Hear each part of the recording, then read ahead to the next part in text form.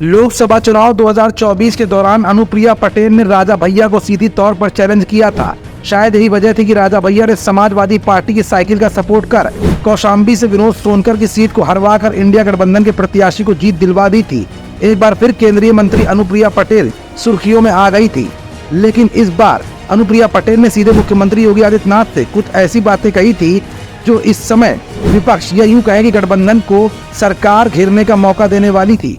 आखिर क्या था अनुप्रिया पटेल का वो सीधा वार जो सरकार को घेरे में ले लेता और योगी और अनुप्रिया पटेल के बीच में कुछ नया बखेड़ा भी खड़ा हो सकता था, जिससे दरक जाता एनडीए गठबंधन। लेकिन अचानक सीन बिल्कुल पलट गया। अनुप्रिया पटेल की सोशल साइट से वो खत अचानक गायब हो गया जिसमें योगी को संदेश दिया जा रहा था।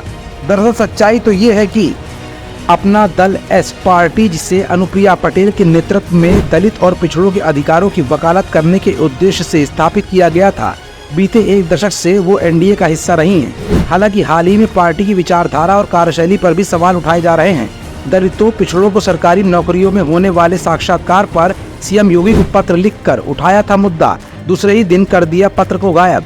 बीते 6 महीने में दलितों और पिछड़ों के हक में केंद्रीय मंत्री अनुप्रिया पटेल ने मुख्यमंत्री योगी आदित्यनाथ को पहला पत्र लिखा, जिसमें ओबीसी अभ्यर्थियों के साथ होने वाले भेदभाव पर चिंता जताई।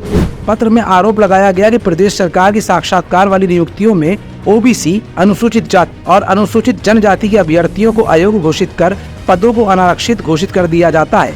ये पत्र सोशल मीडिया पर वायरल हुआ, लेकिन बाद में पार्टी ने अपने आधिकारिक सोशल मीडिया अकाउंट से इसे हटा दिया। यहाँ तक कि राष्ट्रीय अध्यक्ष अनुप्रिया पटेल और उनके पति यूपी के कैबिनेट मंत्री आशीष पटेल ने भी अपने सोशल मीडिया अकाउंट से इस पत्र को हटा दिया है। इस कदम से ये जाहिर होता है कि पार्टी ने अपने सहयोगी दल एनडीए के समक्ष मजबूती से अपनी विचारधारा पेश नहीं की। अपना दल एस पार्टी की हालिया गतिविधियों से ये स्पष्ट होता है कि पार्टी अपनी मूल विचारधाराओं से भटक चुकी है और एनडीए के साथ अपने गठबंधन को प्राथमिकता दे रही है। दलित और पिछड़ों के अधिकारों के लिए संघर्ष करने वाली इस पार्टी की विचारधारा और कार्यशैली में अब अंतर नजर आने लगा है।